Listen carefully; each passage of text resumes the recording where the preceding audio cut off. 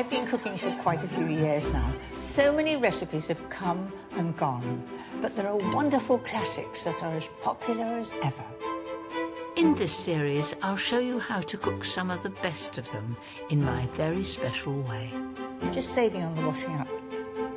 From tempting dishes inspired by the great outdoors. All in one go. I think we better get out of the restaurant. Come on, let's go, let's go. To classic home comforts that'll put a smile on your face. And timeless ideas perfect for entertaining. I can't wait to see my artichoke candles on your dining table. These dishes can often seem daunting, but I'm going to show you some tips and techniques that make them quick, easy and simply delicious. And most importantly, with almost no fuss. In this programme, gorgeous ideas for light and easy meals. I'm going to be helping with your school dinner. Yes!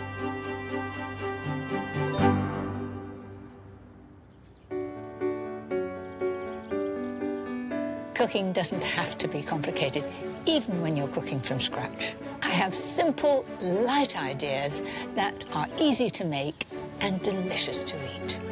On the menu, a delicious crunchy salad made with a classic combination. My simple version of a steadfast family favourite. And a burst of citrus in the lightest of desserts. But first, two very different breakfast ideas that anyone could make. And I'm kicking off with a sweet one. Don't you just love weekends at home, starting with a proper breakfast? We just love drop scones, sometimes called Scotch pancakes, sometimes griddle pancakes. I don't mind what they're called, they're all the same thing, but they're absolutely delicious and very simple to make. First of all, 175 grams of self-raising flour. In it goes. Doesn't need to be sieved.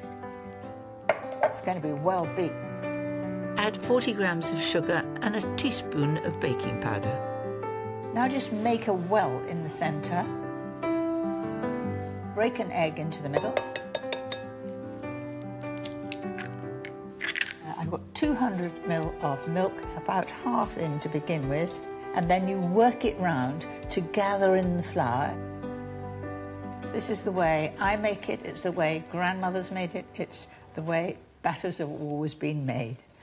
If you want a really smooth batter, you want to have this thick to start with and beat any lumps that there are likely to be there out before you add the rest of the milk. To make these extra special, I'm adding a little orange zest into the batter. It just makes it that little bit different. I'm going to give it an extra beat. Absolutely no lumps in that at all. Now it's safe to add the last of the milk.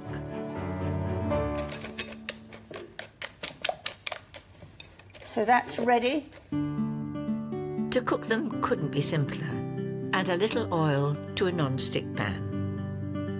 And then you drop the mixture in rounds. Spread it a little. And then do the next one. These cook in a jiffy, so I do just 3 at a time. And you wait until the bubbles, you can see them coming up here, and flick it over, like that, and then the last one. And then they will puff up. Look at them puffing up now. This is now ready. To keep them moist, you want to put a clean tea towel over the top while you do the next batch. A 1/8 mixture should make about 24. It's so easy. Off with the pan, turn the heat off, and ready to serve. Rich yogurt right in the middle to trickle down. Then some blueberries to make it even more special. A few raspberries. Gilding the lily. Some maple syrup over the top. My drop scones, just perfect for a special Sunday morning breakfast. Who could resist it? If it's savoury that tickles your fancy for a weekend breakfast, how about trying this? My wonderful light version of the classic kedgeree. If you're not familiar with kedgeree, it's a rice dish with a hint of curry, and the essential ingredient is smoked haddock. First things first, wrap up the fillet of smoked haddock in foil, along with a few knobs of butter. You don't season it at this stage, just turn that up all the way around. So if there are any juices, they will stay inside. Then pop the haddock into the oven at 180 fan for about 15 minutes. While the fish is in the oven cooking, I'm going to get on with the rice. Add 1 finely chopped onion into a tablespoon of oil.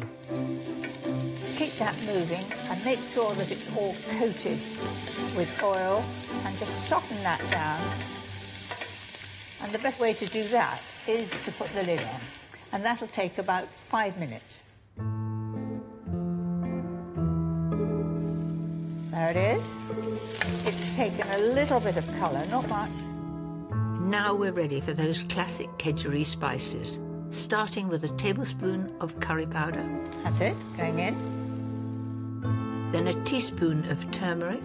Now, turmeric doesn't have a very strong flavour, but it does add to that lovely sort of ochre colour. Mix that all in with the onion. Now I'm going to add basmati rice, 300 grams going in. Again, coat that with all the spices. It's taking on that glorious saffron colour. And finally, pour over 500 ml of vegetable stock.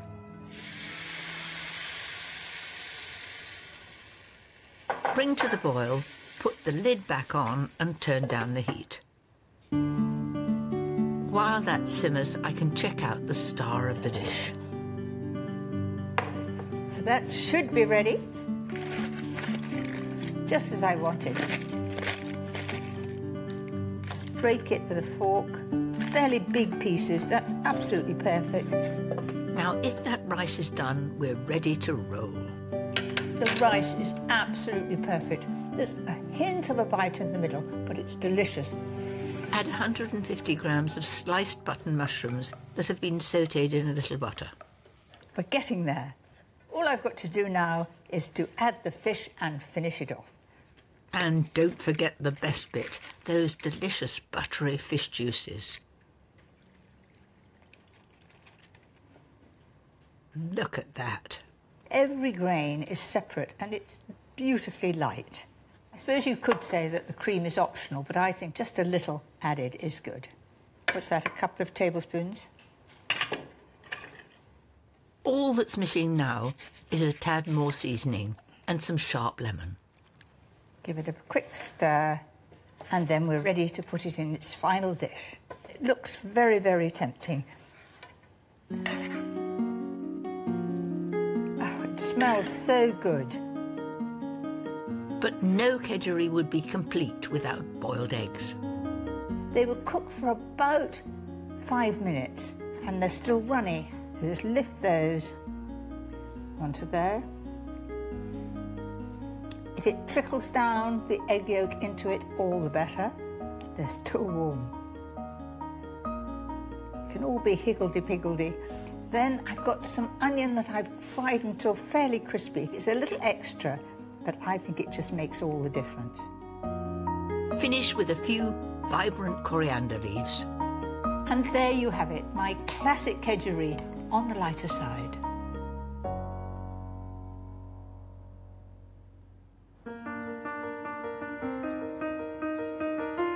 I've come to Charlton Manor Primary School in London, where the children are encouraged to muck in and learn how to grow and cook their food from scratch.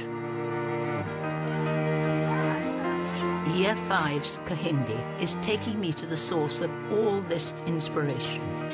Welcome to our secret garden, Mary. The school is a member of the Royal Horticultural Society's campaign for gardening, and this quarter-acre plot not only teaches the children, but feeds them as well. What do you grow here? We grow vegetables and that supply the kitchen and the shop that we have on Saturdays. We sell the honey that we make and the produce that we make from the garden. What's the favourite part of the garden for you? I really like feeding the chickens. Chickens? Ruling the chicken roost is Year 6 pupil Irvin, and it appears he's got his hands full. So you're guarding the chickens. Have they got names? Yeah, they do. This one is me because it has an afro, and you can see this right here, and it's handsome. Then this one right here is Donald Trump. Now, come on, why Donald Trump? Because every time when I'm feeding them, he makes a wall so the other chickens can't come. And it's quite in charge over here, is it? But it's been taken over by Obama. Obama's there. Ah. The colourful feathers and long neck. I like Irvin's name choice. With 18 chickens in the West Wing, the canteen has a daily supply of eggs, but I'm much more interested in what's growing around it. Today, I'm going to be helping with your school dinner. Yes! Can you tell me what these are? What's that? Purple kale. Well done. And do you know what this is too? Rainbow chard. And I'm going to shred it up and stir fry. Do you like stir fry? Yes. So let's start off with having some kale. Curly kale. It's a lovely colour, isn't it? That's It goes perfect. everywhere. And what about the chard? I'm going to get A some. couple from each of you. I'm going to get white one. That'll be absolutely delicious. Nice to get a bit of crunch. The stalk is good. Now, how about an onion? Can you get me an onion? A big one. The biggest there. That's a good idea. Oh, that's beautiful. We'll clean it off later. All this veg will make a vibrant dish for the children's lunch later. Before I get cooking with them, I'm going to rustle up a salad that couldn't be any lighter. When I'm thinking of something light and easy, I automatically think of a salad. And what could be better than bacon, avocado and chicken?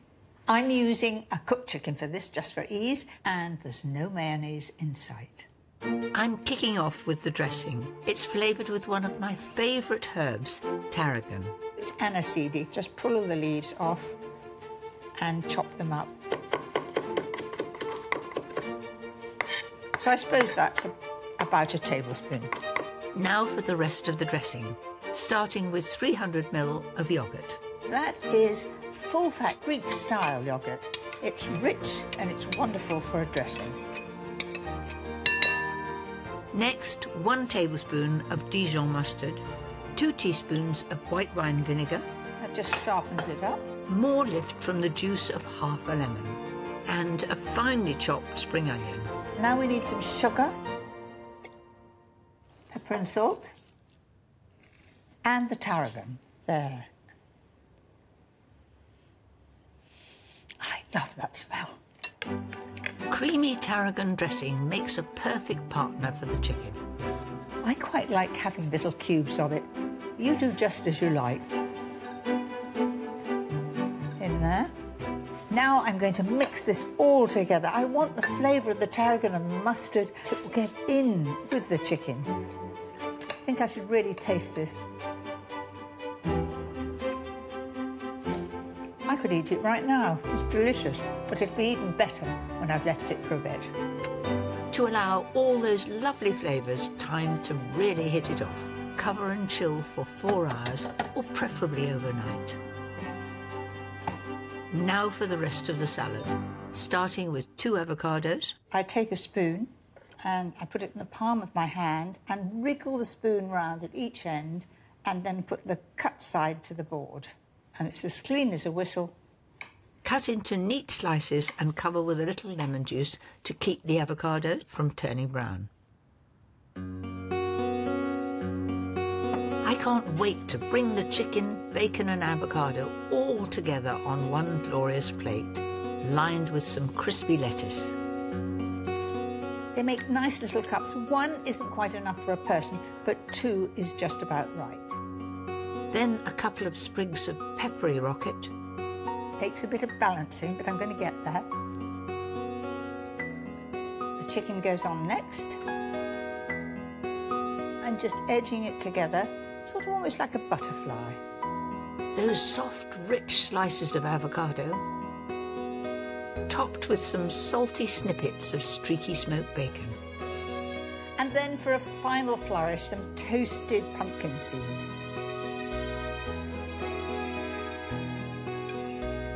That's it. Everybody's favourite, chicken, avocado and bacon. If that's not light, easy and delicious, I don't know what is.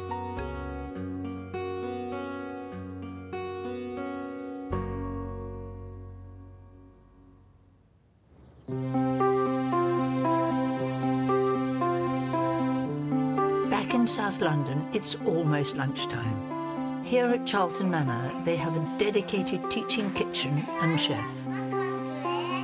Today, the children are making crunchy cheese twirls. It's an inspiration. I've spent my life teaching others to cook, and I couldn't think of a better place to do it. Kahindi and her friend Elizabeth are going to help me make a vegetable stir-fry with our fresh haul from their secret garden. We've already picked those vegetables over here. So, Elizabeth, that's a courgette. If you can cut the end off and then cut discs of it, rounds of it. And what would you like to cut? Can I cut the butternut squash? Yes, this is butternut squash. Do you like butternut squash? Yes. Oh, that's a bad sign. It's gone in the sink.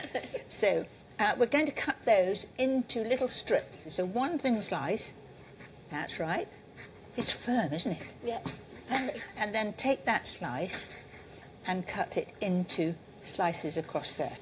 Those are beautiful. It's quite skilled to cut it so nice and thinly. These children have been cooking for years, and their confidence is a joy to see. So you've got a nice pile there. Can you put them on top of there? That's a good job done. No. Yeah. You look really nice in pink. I like pink. Well, you look good in yellow. I'm going to go put this in the corner. They even save the peelings for the garden's compost. We picked some beautiful kale. Chard. You're on the ball this morning. I think I got up too early. With two extremely able assistants by my side, we've fired up the wok and are ready to start cooking. Right, that's really, really hot. Can I have the bowl over here? Now, I'm going to just put the first things in, which is just a little bit of onion, because the onion will take a little bit longer. So in it goes there, and a little bit of the butternut squash. That takes a bit longer. Do you want to have a bit of a stir? That's it. There we are. Now, I'll just give it a quick whiz. That's good, it's hot. We need to get the rest in. So if you can just push some peppers down. And Elizabeth, can you put some courgettes down there? That's a very familiar smell and insanely smoky. Now, can you give me a bit of kale to go in there? Right in the middle. And chard now. In it goes. You've done this before, haven't you? Do you want to have a stir? I'll keep it steady. Every vegetable keeps its colour. Yeah. And it's a very healthy way of cooking vegetables because you've just got a little bit of oil and they'll taste delicious. Tiny little bit of salt. Can I add pepper? That way. You like pepper, do you? Yes. And you like spicy food? Yes. Yeah, and you're not trusted with salt. Yeah, I can't be trusted with salt. Why aren't you trusted with salt? I was making eggs once and I poured salt all over the eggs and it was really salty, but I still ate it. Did you? Which is very awful for your health. Did anybody else eat it? No, just me. I think that's just about ready. This is a very easy recipe and you can make it at home. You can make it at home, but will you go easy on the salt, please? Yes. Right, can you just stand back? Give it a shake. Oh, it's beautifully colourful. Yes. I reckon nobody's looking. You can have a little taste of the particular vegetable that you like. That's your chard. Now, I want the truth. What did you think of it? It tastes good. Very delicious. Thank you, girls. You've been absolutely brilliant. Take this over to the restaurant, and while you've gone, I'll finish cooking all of these. Thank you. Okay? Thank you. Bye, Elizabeth. Sometimes it's hard to get children to eat what you cook, especially if they're fussy. Making one of their favourites from scratch will be a big step in the right direction. There's nothing nicer than a homemade beef burger. You know exactly what goes into it, and it just melts in the mouth when you eat it. I've got first quality minced beef here, so 500 grams into the bowl. Breadcrumbs are essential in a burger, but add too many and they'll be stodgy. I've just got 50 grams here. A medium onion that I've chopped really, really finely. If you're not good at chopping onion, you could always grate it. That's the basics. Now for some delicious extras, starting with 3 tablespoons of chopped fresh parsley, 2 teaspoons of Dijon mustard. Now that really does bring out the flavour. And more punch from a tablespoon of rich sun-dried tomato paste and some chopped marjoram. This bright green adds to the colour of my beef burger. To bind it all together, I'm going to have an egg yolk. There it is, going in. Lastly, some salt and pepper, then just dive in. I really like getting my hands in here. You know, you can feel when it gets together. And you know, if you've got a young family and they really love beef burgers, let them make their own. They'll love it, especially if they're allowed to get their hands in. So work that into a shape and divide it into 6. It's a good tip to wet your hands before you shake them because it makes it that much easier. But gosh, it's not too difficult, is it? I mean, what I do is roll it into a ball and then flatten it out.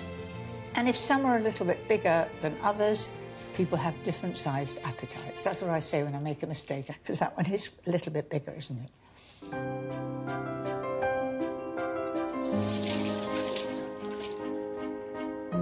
Now it's time to heat up my griddle pan and cook those beef burgers.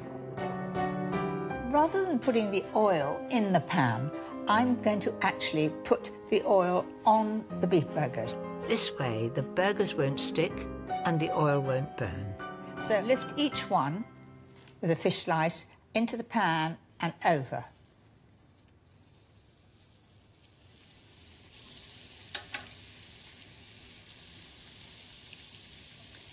They're going to take 2 minutes each side when they're that thickness. A little bit longer if you want them really well done. But the big mistake with beef burgers is to overcook them.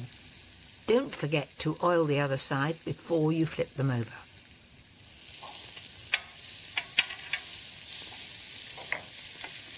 They've had their time, so just turn those out. Oh, they look good, don't they? And I've got plans for those gorgeous juices left in the pan. All the flavour from the beef burgers is there. That will go onto my bap. It'll be delicious. Just slide them along. Make sure all that gubbins is coming with the extra special brioche baps. It's browning nicely. It should take about a minute for your buns to take on the stripes of the griddle pan. And now it's an assembly job.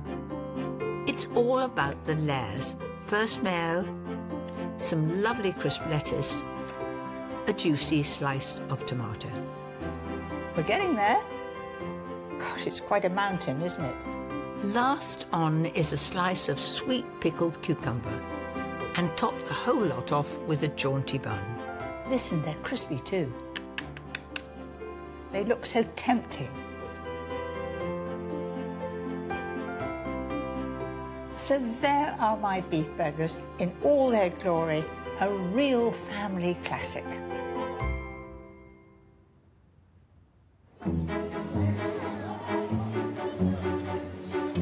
Back at school, the first lunch sitting is well underway. My stir-fry is sitting alongside some of the freshest fare I've ever seen in a canteen. And it's all conjured up from scratch by passionate head chef Flavio Hernandez. So what do you think of my... It looks beautiful. What do you put in there? You put cabbage? all the vegetables from the garden, and we've got a bit of pepper. It's very healthy, and it's very important here to do healthy food, isn't it? And more fresh it is. So you can see the pad thai, the same of the char, and the same of the selections of vegetables over there. And they're all beautifully bright and colourful. Yes. Okay, we ready? Yes. Here they come. Hello. Woo! Can I have some soup, please? Does anybody else want to go for the chicken and rice? Mary, can I please have some of your stir fry? Absolutely. Sure. Have you had stir-fry before? No, I haven't, so this is my first time. Ah, well, these are all vegetables from your own garden here. And what are you going to choose to have with it? Please have some pasta. Noodles. Noodles, yes, there we are. From growing their own and cooking in the teaching kitchen to this wonderful choice at lunch, these children have been immersed in fresh food from year dot, and it's truly fantastic to see the results. I'm eating Mary Berry stir-fry, and it's very healthy and it's tasty. It's even better than the one I have at home. Well, that stir-fry seems to have gone down well, Chef. What do you think? It's the best seller today. I'm leaving Charlton Manor School with a spring in my step. Bye, Mary. After that gorgeous lunch, what could be better than the lightest of puddings? The great thing about syllabub is that you've only got 4 ingredients. The essential, a sweet white wine, sugar, lemon and cream. Couldn't be easier. I'm going to make the lemon syrup first. So into the pan goes the juice of 1 lemon, then the zest, all those little pieces, then 75 grams of caster sugar, and I've got a sweet wine here, and I'm going to have 100 ml. I love that glug. Such a nice sound at 6 o'clock. But this is all going in my syllabub. In it goes. Put the pan on the hob and heat it gently to dissolve the sugar. Couldn't be easier, this. And when you're short of time and you want a special pud, this is the one to choose. Now, all the granules at the bottom of the pan have gone, and it's a thin syrup. Then I'm going to bring that to a simmer for a few moments so that all the lemony flavour goes into the syrup. I'll turn the heat off here. I can tell you that smells pretty good already. Let that get stone cold and we'll finish the syllabub. Once you've strained the cold lemon syrup, you're ready to add the final ingredient, 300 ml of pouring double cream. All I've got to do is combine the two together and we've got a syllabub. That's it. And did you see the moment I touched it, it became thick? It's almost like magic, isn't it? This simple but miraculous pud deserves nothing less than my favourite champagne glasses.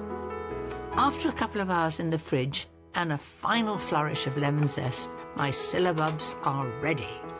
Essential to serve them cold, and I think a rose would look really lovely there.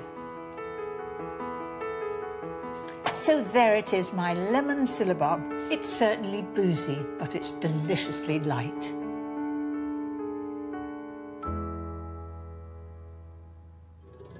Next, I'll be travelling back in time to celebrate the best of this green and pleasant land.